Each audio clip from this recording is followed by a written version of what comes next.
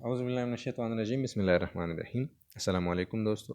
Foreign policy Pakistan میں آج کا ہمارا ٹاپک ہے دا سویس کرائسس یا دا سویس کینال کرائسس 1956، اور آج کے لیکچر میں ہم ڈسکس کریں گے سب سے پہلی بات یہ کہ سب سے پہلا کویسچن یہ کہ پاکستان کا پوزیشن کیا تھا۔ دوسرا جو ہمارا فوکس رہے گا وہ یہ ہے کہ پاکستان نے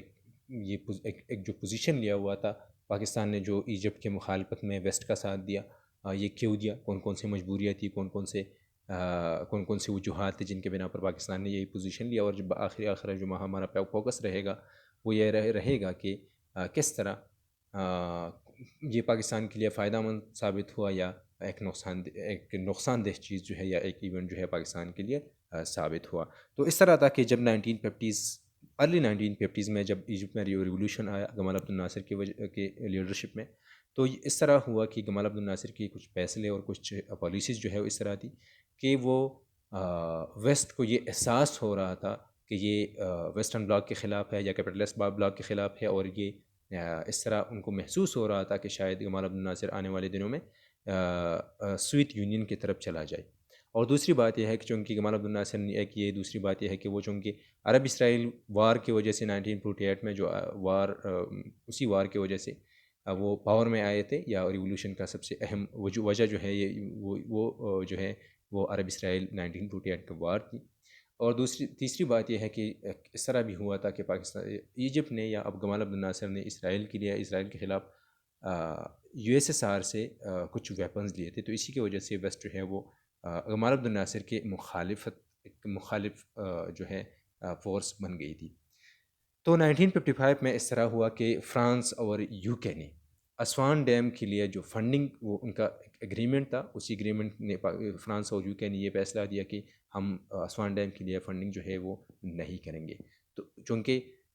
یہ فیصلہ انہوں نے دیا، اور اسی کی ریئیکشن میں گمال عبد الناصر نے یہ کیا کہ انہوں نے کہا کہ آپ اسوان ڈیم کے لیے جس کے ساتھ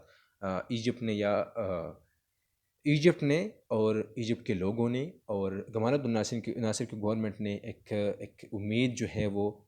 جڑی رکھی تھی اسی ڈیم کے ساتھ کہ شاید اسی ڈیم کی وجہ سے ہمارا ایگریکلچرل جو اکانومی ہے وہ ہم آگے بڑھ جائیں گے، یا ایگریکلچر چونکہ ان کی اکانومی جو ہے وہ بیسڈ تھی ایگریکلچر پر، اور ڈیم کا سب سے زیادہ فائدہ جو ہے وہ اسوان ویلی میں ایگریکلچر کو تھا۔ تو اسی کی وجہ سے انہوں نے یہ فیصلہ دیا کہ ہم سویس کینال کا جو کمپنی ہے اسی کمپنی کو ہم نیشنلائزڈ کریں گے۔ تو جب انہوں نے یہ فیصلہ دیا تو اس کے ریئیکشن میں اس طرح ہوا کہ اسرائیل UK اور فرانس نے ایک پلان بنایا، اور اسی کے ساتھ اسرائیل نے اٹیکس شروع کیے ایجپٹ کے خلاف یا ایجپٹ پر، اور یہ ہوا کہ کرائسس مکمل طور پر شروع ہوئے۔ تو اس میں یہ ہوا کہ US نے اور فرانس اور UK نے تھریٹس دیے فور یوز آف فورس کہ ہم جو ہے ایجپٹ کو قبضہ کریں گے، اس طرح کے تھریٹس سے جو گمال عبد الناصر کو گورنمنٹ کو۔ تو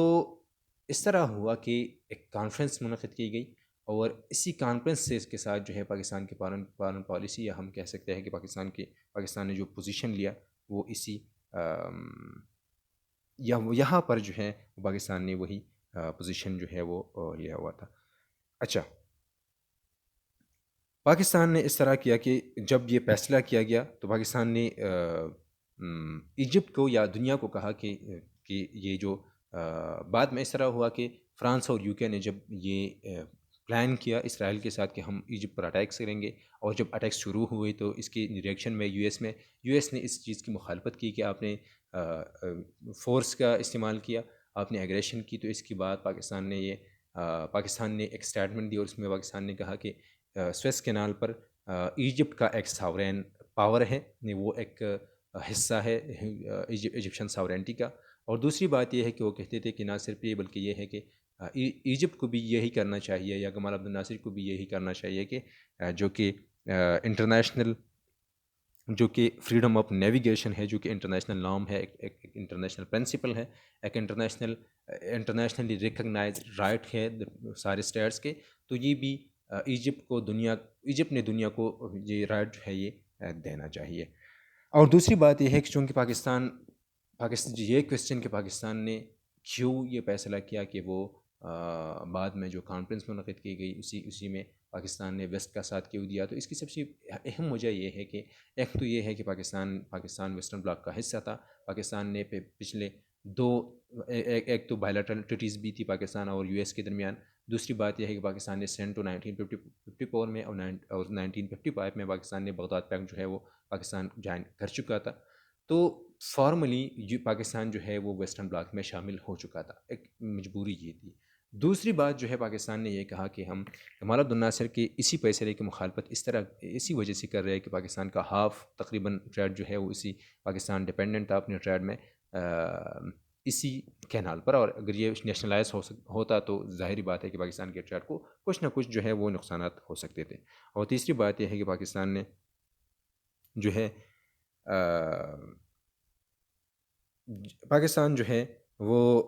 پاکستان نے یہ کہا کہ جمال عبد الناصر جو ہے جنہوں نے پہلے defence middle east defence organisation جو ہے وہ ٹریٹی آرگنائزیشن وہ پاکستان مڈل ایسٹ جمال عبد الناصر نے جو ہے وہ ریجیکٹ کر چکا تھا. پاکستان جمال عبد الناصر جو ہے انہوں نے جو کہ بغداد پیکٹ تھا وہ بھی ریجیکٹ کیا. اور انہوں نے کہا کہ یہ بیسیکلی یہ مڈل ایسٹ میں یا مسلمانوں کے خلاف بنایا گیا ایک بلاک ہے جو کہ مسلمانوں پر مشتمل ہے جو کہ امپیریلسٹ فورسز کے ایجنٹس ہیں. تو اس طرح کے پاکستان نے کہا کہ اسی پالیسی اسی ایکشن سے بھی پتہ چل سکتا ہے یا ان کی پالیسی سے یہ پتہ چل سکتا ہے کہ جمال عبد الناصر جو ہے یہ ایک عرب نیشنلسٹ ہے. اور اسی عرب نیشنلزم سے پاکستان کا یہ موقف تھا کہ یہ اسلامک بانڈ کو یا اسلام کو جو کہ اسلامک یونٹی ہے یا امہ ہے اسی کو جو ہے پاکستان جو ہے وہ نقصان پہنچ سکتا ہے. اچھا، جب بعد میں اس طرح ہوا کہ جو بغداد پیکٹ پاکستان، اسرائیل، ترکی اور عراق نے جوائن کیا تھا تو پاکستان جو ہے وہ بہت زیادہ کرٹیسائز ہو چکا تھا. اور یہی ٹائم تھا، ایک ٹیسٹنگ ٹائم یہی تھا کہ پاکستان نے اپنی لائلٹی شو کرنی تھی ویسٹ کو یا مسلم کاز کو یا مسلم یونٹی کو. تو اس طرح ہوا کہ مڈل ایسٹ جو ہے وہ پاکستان کے لیے امپورٹنٹ مختلف وجوہات کی بنا پر تھا. سب سے پہلی بات یہ ہے کہ پاکستان کی اکنامک ریلیشنز جو ہے مڈل ایسٹرن ممالک کے ساتھ وہ اس پر بری اثرات پڑ سکتے تھے. دوسری بات یہ ہے کہ پاکستان جو کہ پاکستان کی فارن پالیسی کا آبجیکٹیو بھی ہے کہ ہم مسلم یونٹی کی بات پاکستان مسلم یونٹی کی بات کرتا ہے یا مسلم ورلڈ کی بات کرتا ہے یا اسی کو ایک آبجیکٹیو بھی ہے پاکستان کی فارن پالیسی کا. تو وہی چیز جو ہے اسی کے لیے بھی پاکستان کے جو ہے وہ یہی ایونٹ جو ہے یہ ایک ٹیسٹنگ ٹائم تھا. اور تیسری بات یہ ہے کہ چونکہ پاکستان نے 1947 سے انڈیا کے خلاف مسلم ممالک میں ایک پروپیگنڈا کیا کشمیر کے لیے. کشمیر کی ایشو پر مسلم ممالک کو پاکستان نے اکٹھا کیا ہوا تھا اور اسی کاز کو بھی ایک نقصان پہنچ سکتا تھا اور پہنچ بھی چکا تھا. اچھا، تو پاکستان نے ایک اس طرح کیا کہ پاکستان نے کمپرومائز کی اسی چیز پر اور پاکستان نے ایجپٹ کے خلاف ویسٹ کا ساتھ دیا. اچھا، تو جب یہ کرائسس شروع ہوئی، اٹیکس ہوئی، تو لندن میں یا UK میں ایک کانفرنس منعقد کی گئی جن میں 22 وہی ممبرز جو ہے انہوں نے شمولیت کی جو کہ اسی کینال کے وہ اپنے استعمال میں لاتے تھے. اور اس طرح ہوا کہ جب پاکستان کا جو فارن منسٹر تھے حمید الحق چودھری، انہوں نے جب وہ لندن جا رہے تھے تو جمال عبد الناصر کے ساتھ انہوں نے پلان میں انہوں نے جمال عبد الناصر کو یہ کہا کہ ہم پاکستان جو ہے وہ ایجپٹ کے بیک میں بیک کر رہا ہے یا کڑا ہے ایجپٹ کے ساتھ. اور جب وہ وہاں پر کانفرنس میں گئی تو پاکستان نے ایجپٹ کے خلاف جو ہے وہ انٹرنیشنل سپروائزری بورڈ کے حق میں جو ہے ایجپٹ کے خلاف فیصلہ دیا. تو چونکہ اس طرح تھا کہ پاکستان نے انشور کیا تھا جمال عبد الناصر کو، وہ پلان میں نہیں وہ جمال عبد الناصر کو پاکستان کے فارن منسٹر نے انشور کیا تھا. اور چونکہ ایجپٹ نے جو ہے وہ ایجپٹ اسی کانفرنس میں فارملی شامل نہیں تھا لیکن ایک چھوٹا سا ریپرزنٹیٹیو جو ہے ایجپٹ کا وہ شامل ہو چکا تھا اسی کانفرنس میں. تو پاکستان نے ایجپٹ کے خلاف جو ہے وہ اپنا ووٹ دیا اور اسی کے ساتھ 18 ممبرز نے 22 ممبرز میں صرف 18 ممبرز نے جو ہے وہ یہ پروپوزل دی کہ کینال کا کنٹرول جو ہے وہ دینا چاہیے ایک انٹرنیشنل سپروائزری بورڈ کو. اور پاکستان کا چونکہ یہ کہا گیا پاکستان کے فارن منسٹر کو، فارن منسٹر نے کہ چونکہ ویسٹرن ممالک کا پریشر تھا پاکستان پر، تو اسی کی وجہ سے پاکستان نے ایجپٹ کا ساتھ نہیں دیا اور ویسٹ کا ساتھ دیا، اور ایجپٹ کے خلاف جو ہے وہ پاکستان نے ووٹ دیا. تو بیسیکلی یہ ووٹ دینا اتنا ان پاپولر، مطلب اس طرح کا ایک کام تھا کہ جس کی وجہ سے پاکستان میں،